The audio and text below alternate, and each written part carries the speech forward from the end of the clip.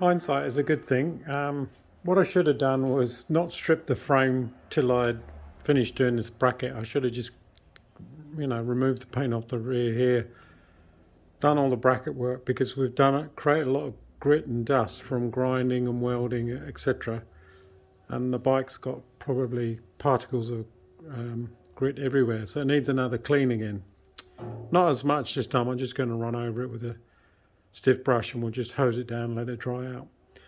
At the same time, I thought I'd just go around and check all the threaded captive nuts are clear. I'm just using a M6 cap head rather than using a tap like that one, just because can end up sort of making them too loose, cutting a new thread accidentally or slightly skewed thread.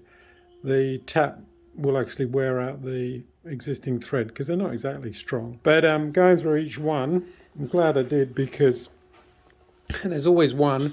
This one here, don't know what's happened. I think the thread's stuffed or something, but it's managed to chew the end of this stainless steel cap head. So yeah, worth going all through everything, just make sure the threads are clean and they work. We'll have to do the same again once it's painted, but better to do it now. Like this one's stuffed, so I'm going to have to somehow try and reclaim the thread, hopefully just by running a tap through there.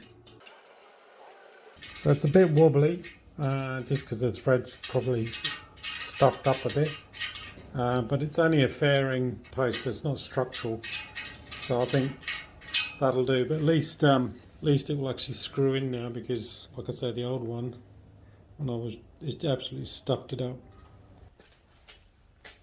Having the bike on the pivoting on the swinging arm is handy, because you can rotate the bike to get underneath, to clean up all underneath here. I find the best way to paint frames is to simply hang them up high through the headstock tube, and all you do is get a piece of threaded rod, drill a couple of small holes in the end, and then some blank discs, which if you're lucky enough machine up or find some large washers or something like that, and then they locate in the bearing recesses, and then that's from there. And what's good about it is it's a nice tight fit, that keeps a overspray from hitting the bearing faces, and also acts as a support.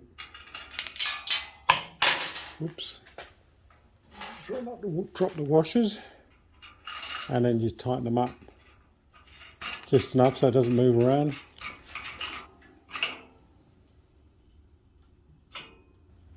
I've just got some steel wire, and the idea is I've made a loop in the middle, and then either end goes through the small holes like that, and then we'll just clamp it up. So I've got the frame hanging up on this turnbuckle, because it's a bit of a tight squeeze in here to spray a frame as big as this. The tricky bit will be obviously spraying. It's quite a fiddly shape, so I've got the cheapest spray gun in the world. In fact, it came with two, one with a normal sized spray gun, and this sort of small one, which is almost not as small as a modelling gun. It's sort of, yeah, like a baby sized spray gun. What I like about it is the small paint reservoir at the top. Means some complicated shapes like this, we can sort of actually get the gun in the gaps and pivot it around. The big spray gun, you're going to be hitting the frame with the big canister. Plus all these runs are quite narrow. It's not like you're spraying a big paint panel, so you just follow the shape, and there's a bit of you have to sort of plan it out. It's worth planning out in your head. So ideally you want to do top to bottom, and then we'll do the underneath first, which is a bit less likely to see. So we sort of go in all down these side bits, get the gun in there, get it so it's spraying underneath in all these gaps. So you sort of have to plan plan it out. It's going to be quite a fiddle. And then do the side bits either side, and then finish off doing the top, which is the bit you're more likely to see. The reason is that as you're spraying around curves, there tends to be a little bit of overspray, so you want a nice sort of finish on these exposed areas, and then the bits that you're not going to see is maybe there'll be a bit of overspray. Oh, the other thing I've done is these pivot points where the suspension goes through, I've just cut some short bits of steel because I don't want paint getting inside where the bolt goes, because the bolt won't fit, and when you go to push it in, it'll just grind off all the paint anyway. So I've just put that in like a blanking space so the spray doesn't get in there. I've also put in a couple of bolts just so I can manhandle the frame. When I spray it, I can pivot it round. So just to recap the sequence, what we've done is stripped the paint off with paint stripper, gone over it with a wire wheel, then jet washed it off, then gone over it again with metal conditioner or rust converter, and then we've wiped that down off all the residual. Last thing to do is just spray on. I've just got an old bottle I reuse. It's easy to apply it. This is a wax and grease remover, so we can just squirt that all over the bike, and then with a lint-free cloth finally wipe it off with gloves on, so we're not putting grease back on. Basically, the trick with paint adhesion is to make sure it's zero grease anywhere. So yeah, wax and grease remover, let that evaporate off, and then we apply our etch primer. So etch primer goes onto bare metal. The word etch is because I think it has an acid in it, and the acid sort of bites into the steel, so you get good adhesion. But etch primer is quite thin, so just put a couple of coats on max, and then we'll put on top a high build primer, which is a bit thicker, gives it a bit of body, so a couple of coats of that. Followed then a day later with the top coat, maybe 2 or 3 top coats, and then 20 minutes after that's dried, before it fully cures, we whack on 2 coats of acrylic clear. So quite a sequence. I'll leave it a day between the main primers and the colour, just so it gases off fully. I've sprayed once a bit close together with the primer and top coat, and there was a bit of a reaction. Cool. Right, so this is the paint setup. Just for comparison, for the frame, this is my normal El Cheapy $50 sprayer, which I use for the wheels and other stuff, and it works. Like I said, for the frame, because it's quite a fiddly one, that's the comparison in size. The drawback is obviously you can't get as much paint on. The fan size is smaller and paint pot is tiny, so you have to fill it up a lot. So it's good for small things, and like I say, fiddly frames. It'll do the job for us. We'll get in all the nooks and crannies a bit. So they're the guns, and really all you need is some measuring jars to get the measurements right.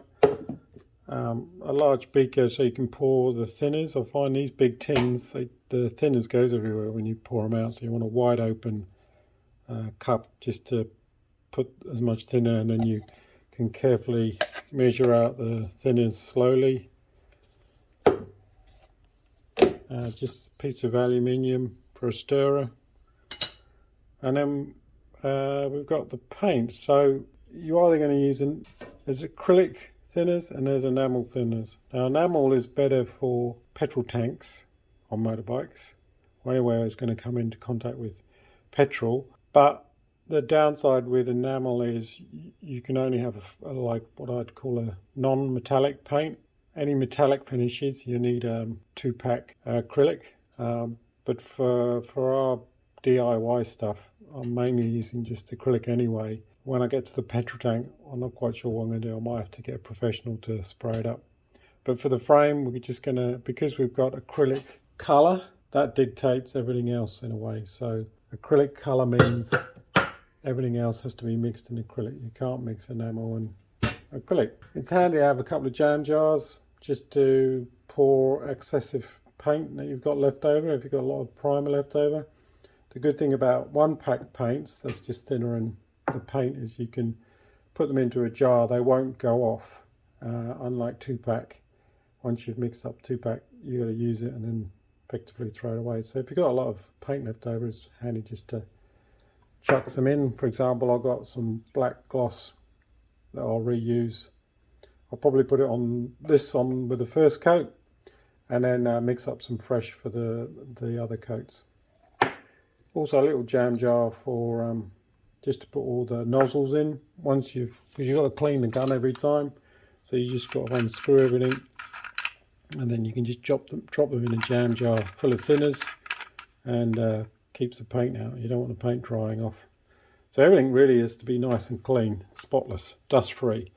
So try and blow everything off with an air gun. Make sure there's no dust in the lids and in the canisters, and try and have a dust free environment. And that should be it. Oh, finally, lots of paper, because you'll get spillages and generally cleaning up. Obviously use a proper mask when spray painting, goes without saying.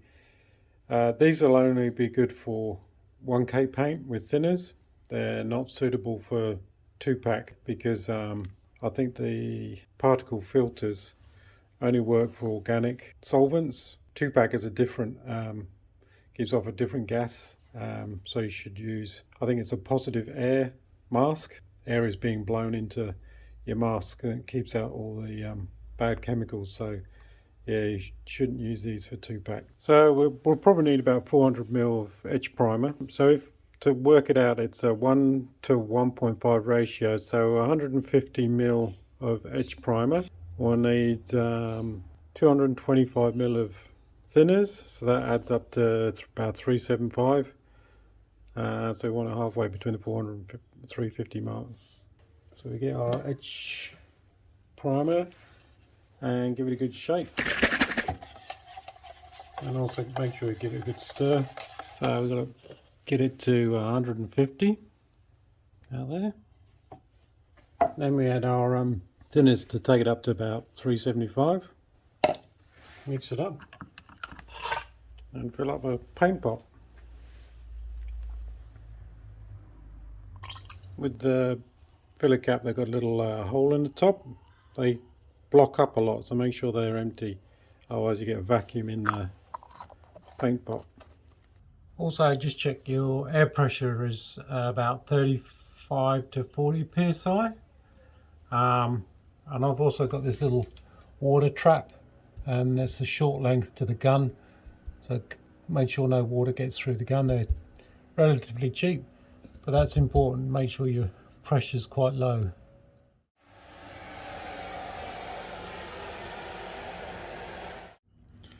And this is the high build primer, so a couple of coats of that on there. It's a lot thicker than the Etch Primer, and you can sand this flat a bit if you want. It took quite a while to paint actually, so yeah, we'll just probably flatten off with some wet and dry 1200 grit, just to get rid of any sort of mild overspray. Feels pretty smooth in most places.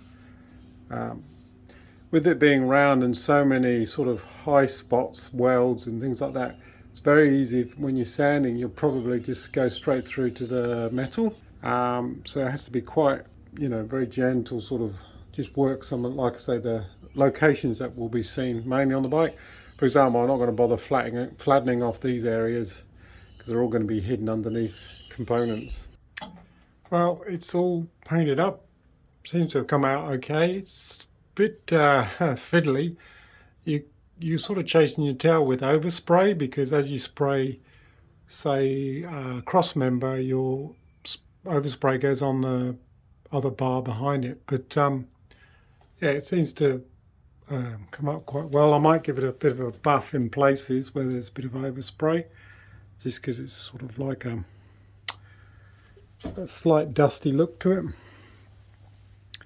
But I think that will do.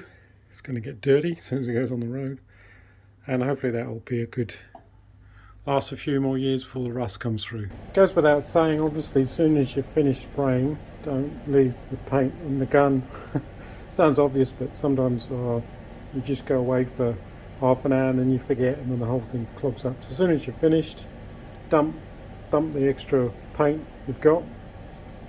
And my process normally is I get as much of the paint out, then put in, just basically put a little bit of thinners in, give it a good shake sort of thing, wipe the outside of the gun, and then just, without any air in it, just let the thinners run through, so it's completely flushed. And yeah, strip it apart.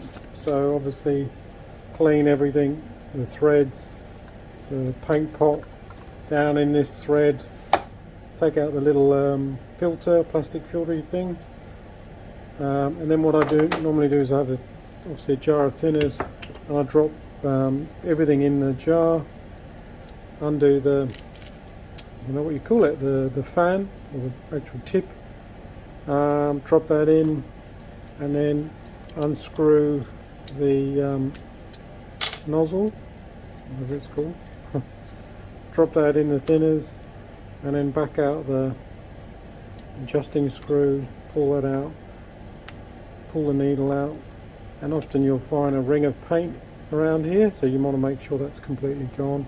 Give it another rinse. I wouldn't leave them, all the bits in thinners. I think it's better to clean them up, dry them out, and then reassemble, which is just the reverse. One tip though is I normally put the nozzle on first, because that sort of sets where the needle goes. Doesn't have to be very tight, just nip it up.